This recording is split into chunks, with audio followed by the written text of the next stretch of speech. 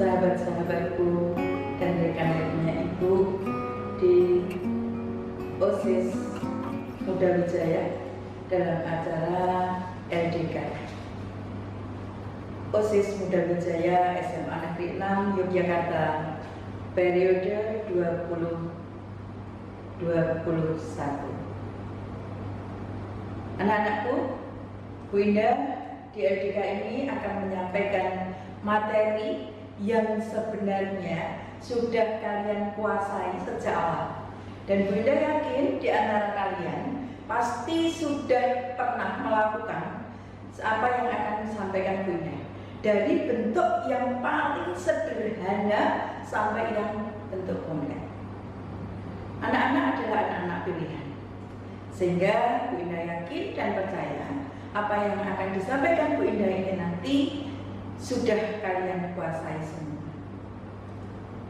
Nah, Bu Indah akan menyampaikan materi yaitu surat menyurat.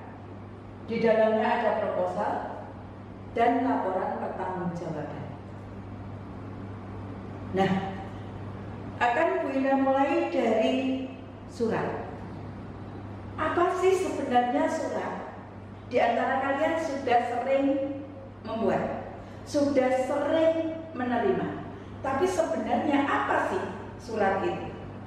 Nah, definisi surat ini adalah sebagai alat komunikasi antara seseorang dengan seseorang yang dikehendakinya yang berisi tulisan, pernyataan, suatu kabar, harapan, dan tanggapan yang sesuai dengan keinginan si penulis.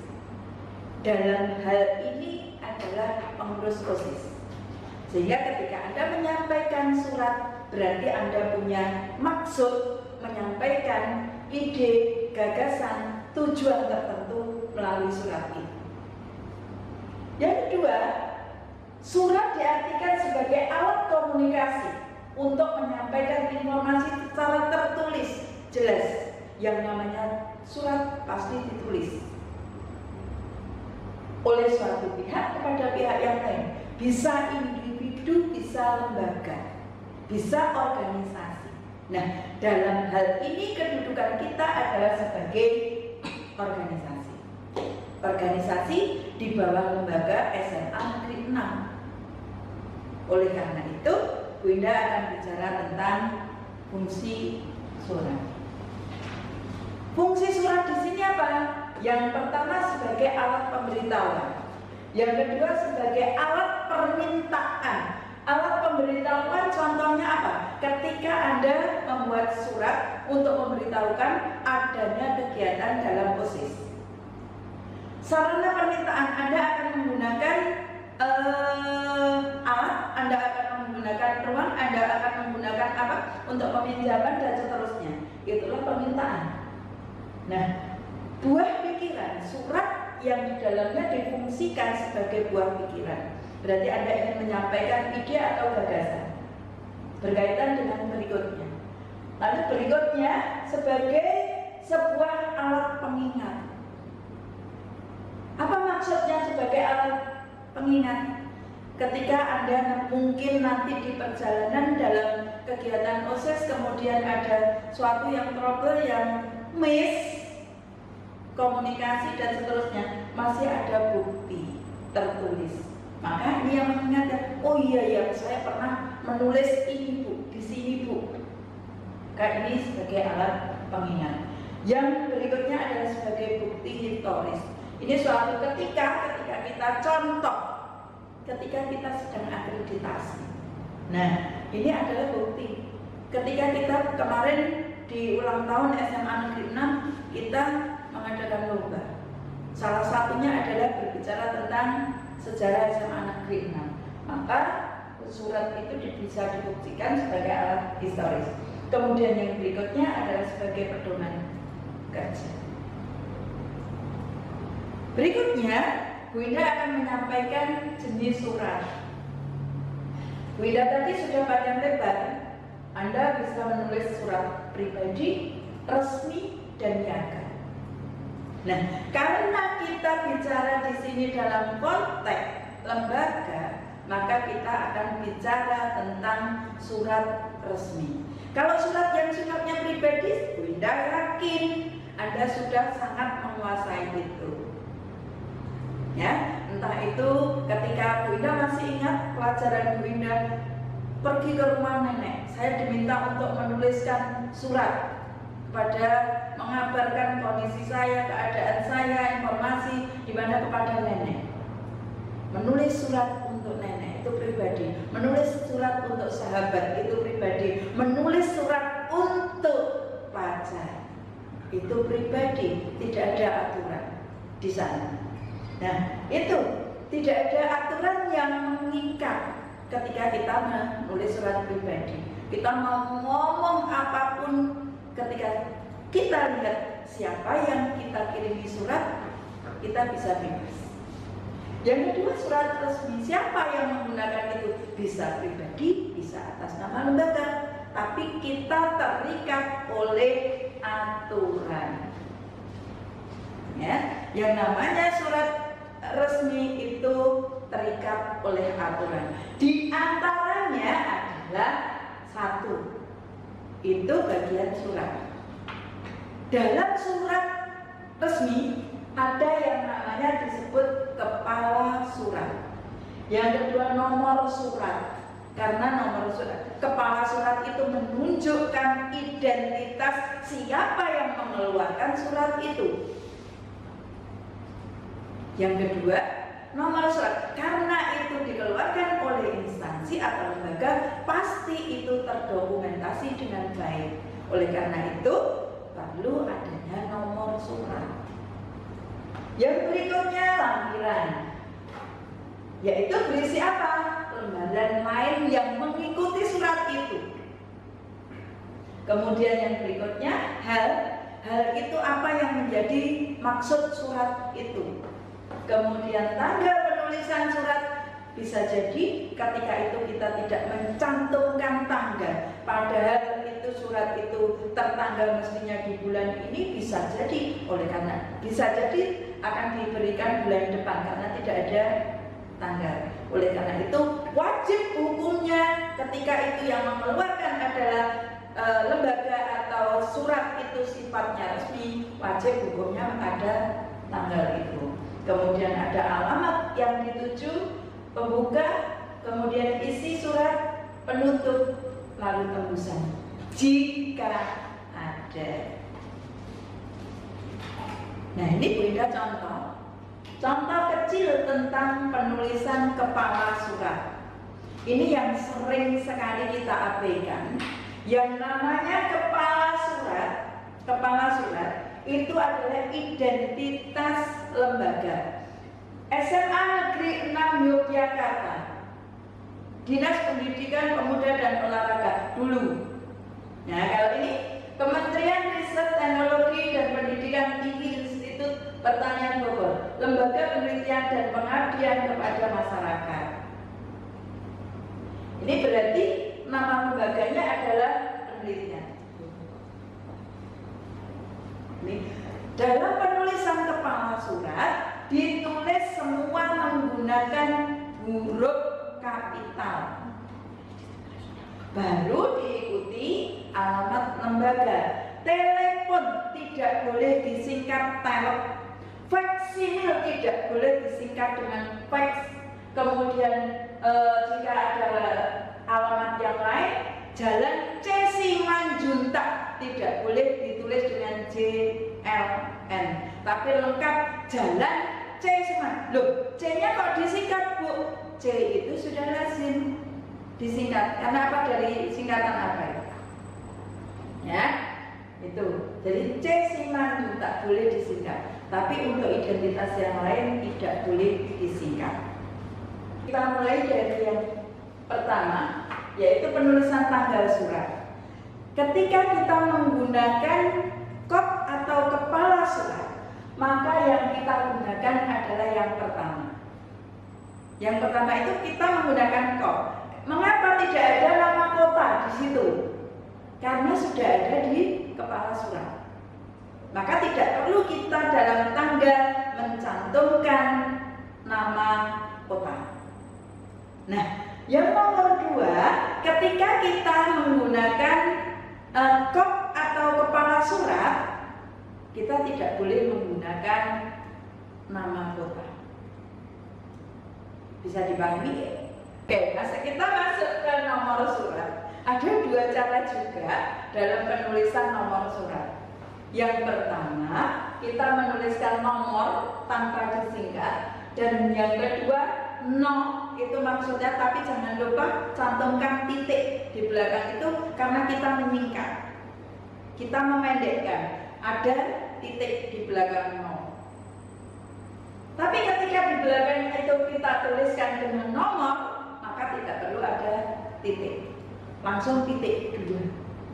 Kemudian penulisan tanggal dan bagian-bagian itu sifatnya adalah selingkung. Selingkung itu apa? Masing-masing lembaga punya kebijakan masing-masing.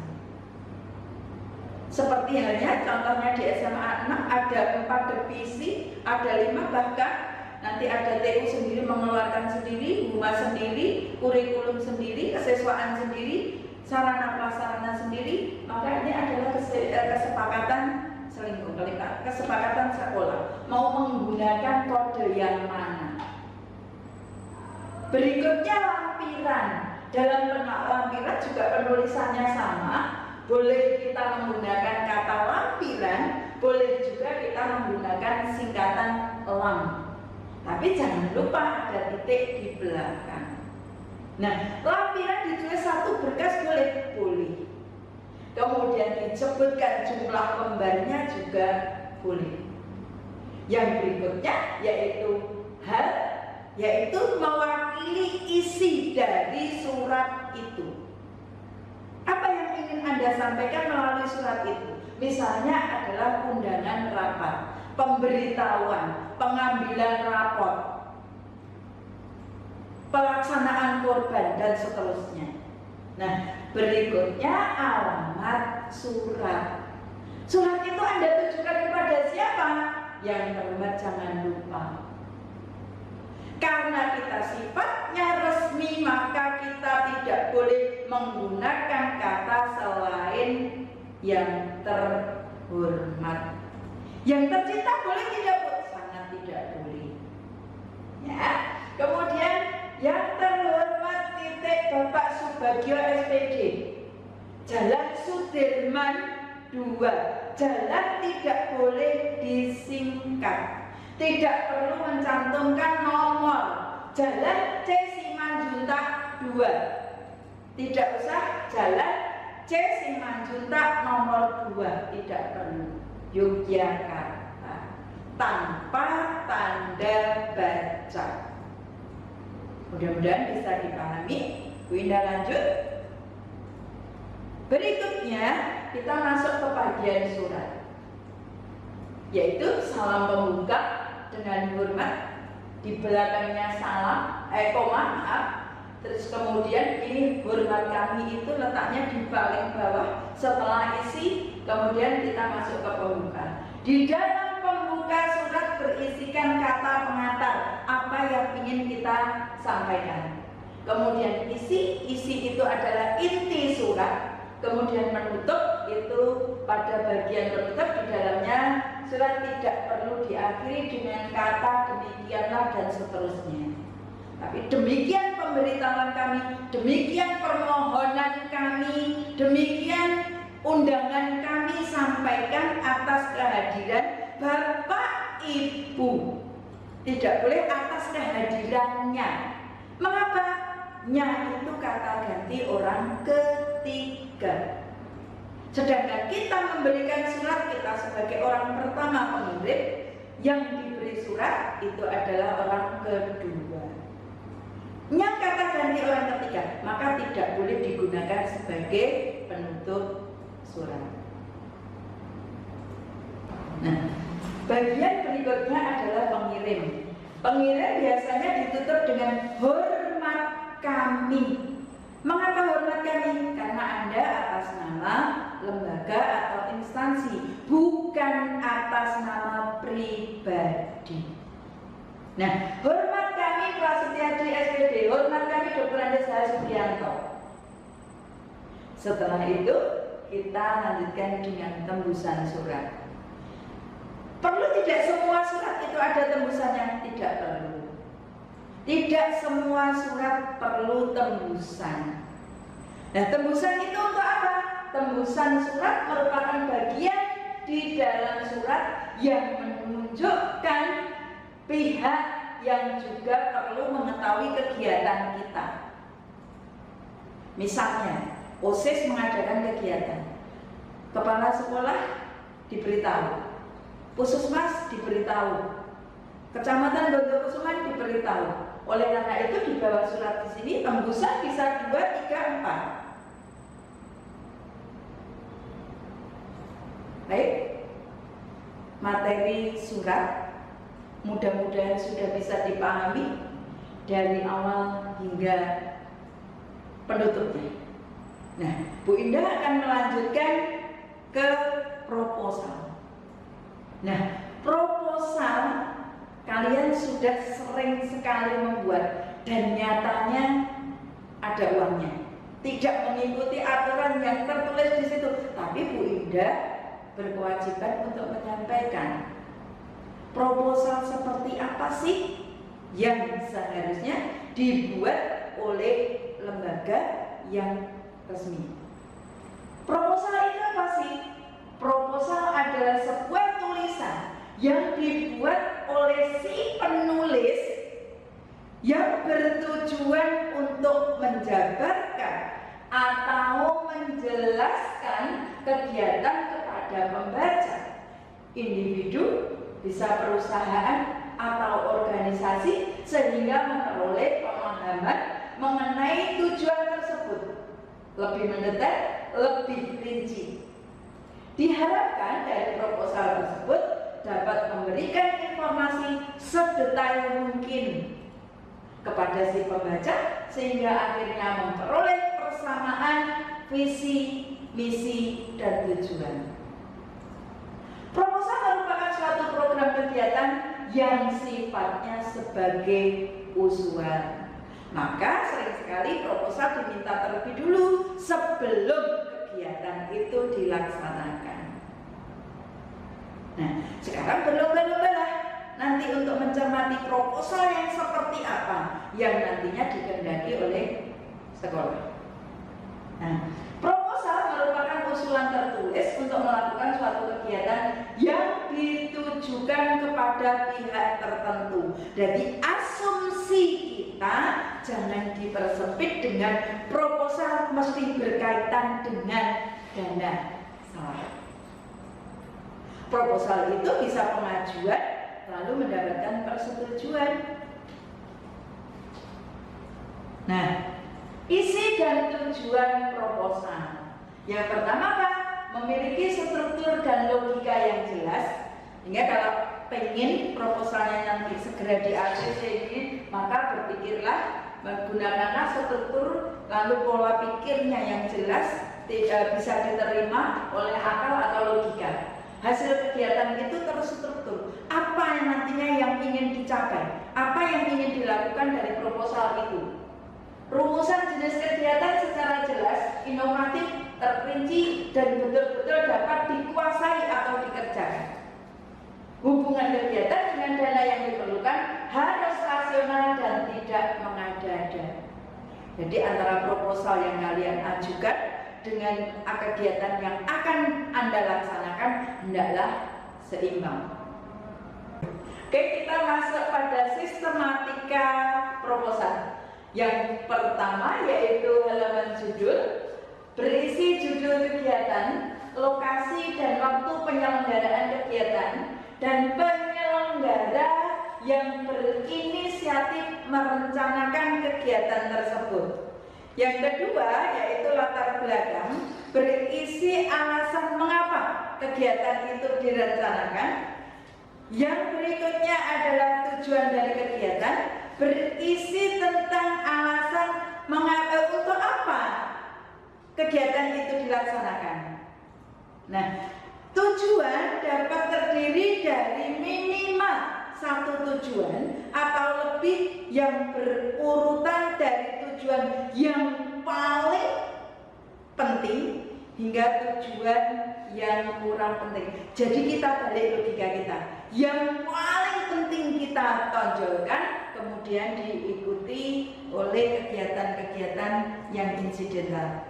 Nah, peserta berisi keterangan tentang siapa sasaran kita yang akan ikut dalam kegiatan itu.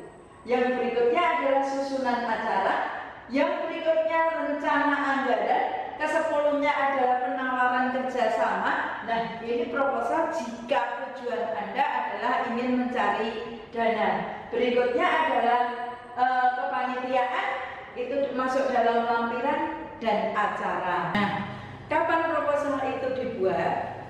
Bu Indah di awal sudah menyampaikan bahwa dalam proposal itu isinya adalah usulan. Berarti di dalam proposal itu baru rancangan. Berarti proposal itu dibuat sebelum kegiatan itu dimulai. Nah, yang kedua, kegiatan tersebut dapat berupa kegiatan skala kecil maupun besar. Yang intinya dengan proposal panitia mencoba melakukan usulan penawaran kepada pihak-pihak tertentu. Nah, dalam proposal permohonan bantuan biasanya berupa bantuan material. Anda bisa mencari dana dengan bentuk proposal itu, maupun kerjasama dalam bentuk jasa. Nah, berikutnya, siapa sekarang yang bertanggung jawab membuat proposal itu? Jawabnya jelas, proposal tidak disusun oleh individu, tapi proposal itu disusun bersama-sama oleh suatu kepanitiaan. Nah, kalau Anda terdiri di OSIS, lalu terdiri dari 10 sekbid, masing-masing punya kegiatan, berarti masing-masing dari sekbid itu yang membuat proposal. Bukan ketua OSIS, bukan sekretaris OSIS, bukan ketua sekbid maupun sekretarisnya sekbid. Tapi siapa yang bertanggung jawab dalam kepanitiaan dalam kegiatan itu? Itulah yang membuat proposal. Nah, di materi kita yang terakhir adalah LPG. Biasanya ini yang selalu menjadi masalah. Ketika kegiatan itu sudah berakhir, maka kita lupa. Kita sudah enggan untuk menyusun LPG. Padahal LPG sangat diperlukan dalam suatu organisasi. Isinya apa LPG itu? Dokumen tertulis yang disusun dengan tujuan memberikan laporan sebagai bentuk pertanggungjawaban dari sebuah kegiatan kepada unit organisasi yang lebih tinggi. Ya, dalam hal ini Anda di sekbid, Anda bertanggung jawab kepada OSIS, OSIS bertanggung jawab kepada kepala sekolah. Untuk apa pentingnya LPG? Untuk sebagai patokan acuan untuk ke depannya. Sangat diperlukan LPG ini agar tidak terjadi penyimpangan dan seterusnya.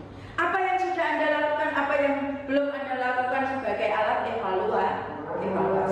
Bu Indah akan bicara mengenai fungsi dari laporan pertanggungjawaban. Tadi Bu Indah di awal sudah menyampaikan bahwa setiap kegiatan itu kita wajib memberikan laporan. Kepada siapa? Kepada atasan kita. Kalau Anda adalah sekbid, berarti Anda bertanggung jawab melaporkan kepada OSIS. OSIS bertanggung jawab untuk melaporkan kepada MPK. MPK bertanggung jawab kepada kepala sekolah. Jadi MPK nantinya mengawasi OSIS dan seterusnya. Nah, sifatnya seperti itu LPG. Nah, fungsinya LPG untuk apa? Sebagai bahan evaluasi terhadap seluruh pelaksanaan kegiatan dan hasil yang dapat dicapai dari kegiatan tersebut.